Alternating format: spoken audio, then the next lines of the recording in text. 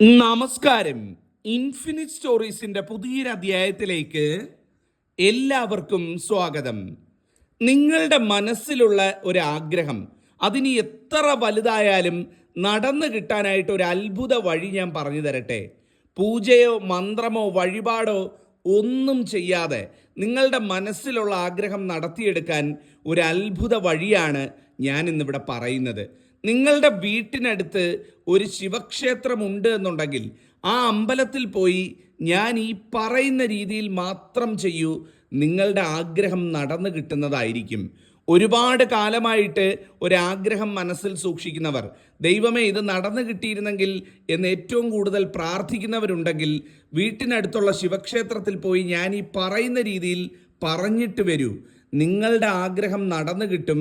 നിങ്ങളുടെ ആഗ്രഹം, നിങ്ങളുടെ സ്വപ്നം പൂവണിയുന്നതായിരിക്കും. ഇനി ഈ ലോകം മുഴുവൻ എതിര് നിന്നാലും നിങ്ങളുടെ ആഗ്രഹത്തിന് സാഫല്യമുണ്ടാകുന്നതായിരിക്കും. ചെയ്യേണ്ടത് എന്ന് പറയുന്നത്, നിങ്ങളുടെ വീട്ടിനടുത്ത് ശിവക്ഷേത്രമുണ്ട് എന്നുണ്ടെങ്കിൽ, ആ ശിവക്ഷേത്രത്തിൽ നന്ദി പ്രതിഷ്ഠയുണ്ട് എന്നുണ്ടെങ്കിൽ ആ പ്രതിഷ്ഠയുടെ മുന്നിൽ പോയി ഞാൻ ഈ പറയുന്ന കണക്ക് പറഞ്ഞിട്ട് വരിക എന്നുള്ളത് മാത്രമാണ്. ഞാൻ കൃത്യമായിട്ട് നിങ്ങൾക്ക് പറഞ്ഞു തരാം. ഇതുപോലെ തന്നെ ചെയ്യൂ, അത്ഭുതം നടക്കും. ചിലപ്പം ദിവസങ്ങൾക്കുള്ളിൽ അല്ലെങ്കിൽ ആഴ്ചകൾക്കുള്ളിൽ നിങ്ങളുടെ സ്വപ്നം പൂവണിയും. നിങ്ങൾ കേൾക്കാൻ കൊതിച്ച ആ വാർത്ത നിങ്ങളെ തേടി വരുന്നതായിരിക്കും. ആദ്യമായിട്ട് മനസ്സിലാക്കാം, ശിവഭൂതഗണങ്ങളിൽ പ്രധാനിയാണ് നന്ദി എന്ന് പറയുന്ന നന്ദികേശൻ എന്ന് പറയുന്നത്. ശിവകൃപാകടാക്ഷം, ശിവപ്രീതി നേടാനായിട്ട് ഏറ്റവും എളുപ്പ വഴിയാണ് നന്ദിയുടെ കാതിൽ പോയി കാര്യം പറയുക എന്ന് പറയുന്നത്. എന്നാൽ പലരും ചെയ്യുന്നത് നന്ദിയുടെ കാതിൽ ചെന്ന് തങ്ങളുടെ ആഗ്രഹവും സ്വപ്നവും ഒക്കെ നേരിട്ടങ്ങ് പറയുകയാണ്. പക്ഷെ അങ്ങനല്ല, അതിനൊരു യഥാവിധിയുണ്ട്. ഞാൻ ഈ പറയുന്ന രീതിയിൽ നിങ്ങൾ നന്ദിയുടെ കാതിൽ പോയി പറഞ്ഞു നോക്കൂ, അത് നടക്കുന്നതായിരിക്കും. ഇത്രയും മാത്രം ചെയ്താൽ മതി. ശിവക്ഷേത്രത്തിൽ പോവുക, നന്ദിയുടെ കാതിൽ ഞാൻ പറയുന്ന പോലെ കൃത്യമായിട്ട് അച്ചിട്ടായിട്ട് അതുപോലെ പറയുക. ചില ക്ഷേത്രങ്ങളിൽ നന്ദിയുടെ കാതിൽ പറയാൻ സമ്മതിക്കില്ല. അതായത് പോയി നന്ദി പ്രതിഷ്ഠയിൽ തൊട്ടു പറയാനായിട്ട് അല്ലെങ്കിൽ ചേർന്ന് നിൽക്കാനായിട്ട് സമ്മതിക്കാറില്ല. ചില ക്ഷേത്രങ്ങളിൽ അനുവദനീയമാണ് താനും. അപ്പം ഓരോ ക്ഷേത്രങ്ങളിലെ ആചാരം അനുസരിച്ച് നിങ്ങൾ ചെയ്താൽ മതി.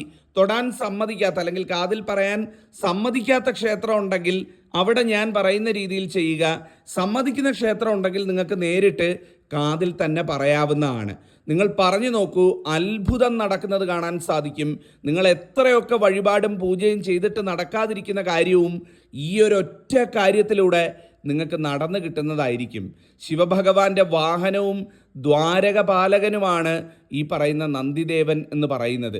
ഏത് ശിവക്ഷേത്രത്തിൽ പോയാലും, മിക്ക ശിവക്ഷേത്രത്തിൽ തൊഴാൻ പോയാലും നമുക്ക് ശ്രീകോവിലിൻ്റെ മുമ്പിലായിട്ട് നന്ദികേശനെ കാണാൻ സാധിക്കും. ചില ക്ഷേത്രങ്ങളിൽ ഭഗവാനെ നോക്കിയിരിക്കുന്ന രീതിയിൽ, ശ്രീകോവിലിന് അഭിമുഖമായിരിക്കുന്ന രീതിയിൽ നമുക്ക് നന്ദിയെ കാണാൻ സാധിക്കും. ചിലയിടങ്ങളിൽ ദ്വാരകപാലകനായിട്ട് നമുക്ക് നന്ദികേശനെ കാണാൻ സാധിക്കും.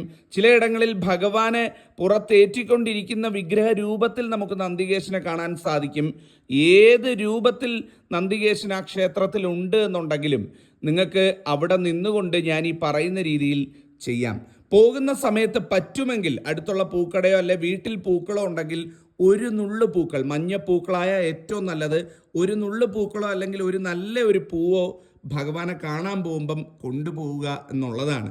ആ പൂവ് കൊണ്ടുപോയി നന്ദികേശൻ്റെ വിഗ്രഹത്തിന് മുന്നിൽ നിങ്ങളായിട്ട് വെക്കാമെങ്കിൽ അങ്ങനെ, അല്ലെ തിരുമേനിയുടെ കൈ കൊടുത്ത് നന്ദികേശനെ സമർപ്പിക്കണമെന്ന് പറഞ്ഞാൽ അങ്ങനെ കൊണ്ടുപോയി അവിടെ വെക്കുക, നന്ദികേശൻ്റെ തിരുമുന്നിൽ സമർപ്പിക്കുക എന്നുള്ളതാണ് ഒന്നാമത്തെ കാര്യം.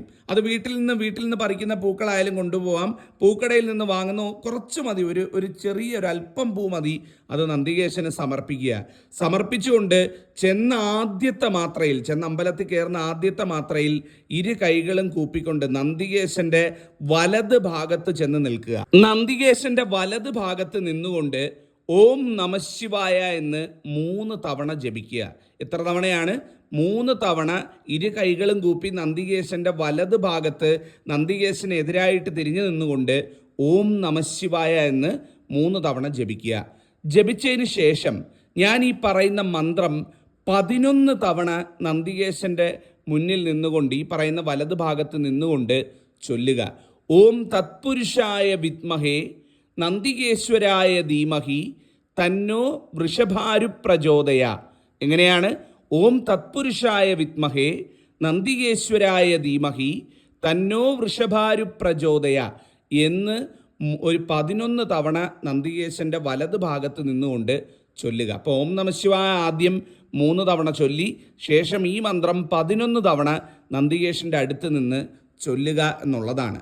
ചൊല്ലിയതിന് ശേഷം നിങ്ങളുടെ മനസ്സിലുള്ള ഒരു ആഗ്രഹം എന്ത് തന്നെയാണ് എന്നുണ്ടെങ്കിലും നന്ദികേശൻ്റെ കാതിൽ പറയുക. ഇനി കാതിൽ പറയാൻ സമ്മതിക്കാത്ത, തൊടാൻ സമ്മതിക്കാത്ത ക്ഷേത്രമാണ് എന്നുണ്ടെങ്കിൽ ആ നന്ദികേശൻ്റെ വലത് ഭാഗത്ത് നിന്നുകൊണ്ട് 2 കൈകളും കൂപ്പിക്കൊണ്ട് പുറത്ത് കേൾക്കാത്ത രീതിയിൽ മനസ്സിൽ പറയുക. പുറത്ത് കേൾക്കാത്ത രീതിയിൽ നന്ദികേശനെ മനസ്സിൽ ധ്യാനിച്ചുകൊണ്ട് ആ വലത് ഭാഗത്ത് നിന്നുകൊണ്ട് പറയുക. എല്ലാ അമ്പലങ്ങളിലും തൊടാൻ സമ്മതിക്കണമെന്നില്ല. അങ്ങനെയുള്ളവർ ആ വലത് ഭാഗത്ത് 2 കൈകളും കൂപ്പി നന്ദികേശന് നേരെ തിരിഞ്ഞു നിന്ന് ഭഗവാന്റെ മുന്നിൽ നിന്നുകൊണ്ട് ആഗ്രഹം നന്ദികേശൻ്റെ അടുത്ത് പറയുക. നന്ദികേശ, എനിക്കിത് നടത്തിത്തരണേ. എൻ്റെ ജീവിതത്തിലെ ഏറ്റവും വലിയ സ്വപ്നമാണ്, ഞാൻ കാത്തിരിക്കുന്ന മുഹൂർത്തമാണ്, ഞാൻ ജീവിക്കുന്ന തന്നെ ഇതിനു വേണ്ടിയിട്ടാണ്. അപ്പോൾ എനിക്ക് ആ ഒരു കാര്യം നടത്തിത്തരണം, എൻ്റെ ഒരു സ്വപ്നമാണ്, എന്നെ അത് നേടാനായിട്ട് സഹായിക്കണം. അങ്ങനെ നിങ്ങൾക്ക് എന്ത് വേണമെങ്കിലും, നിങ്ങളുടെ ആഗ്രഹം, സ്വപ്നം എന്താണെന്നുണ്ടെങ്കിലും അത് നന്ദികേശനോട് പറഞ്ഞ് നിങ്ങൾക്ക് അവിടെ നിന്ന് പ്രാർത്ഥിക്കാവുന്നതാണ്.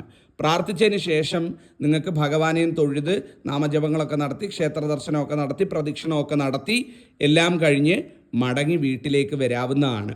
ഇത്രയും ചെയ്ത് കഴിഞ്ഞ് ദിവസങ്ങൾക്കുള്ളിൽ നിങ്ങളുടെ സ്വപ്നം, നിങ്ങളുടെ ആഗ്രഹം പൂവണിഞ്ഞ് കിട്ടുന്നതായിരിക്കും. ചിലപ്പോൾ അന്ന് തന്നെ നടന്നു കിട്ടാം, ചിലപ്പം കുറച്ച് ദിവസങ്ങൾക്കുള്ളിൽ നടന്നു കിട്ടാം, ചിലപ്പോൾ അതിനുമായിട്ട് ബന്ധപ്പെട്ട ചില ശുഭവാർത്തകൾ നിങ്ങളെ തേടി വരാം. ഏത് രീതിയിലാണ് എന്നുണ്ടെങ്കിലും നിങ്ങൾക്കത് നടന്നു കിട്ടുന്നതായിരിക്കും എന്നുള്ളതാണ്.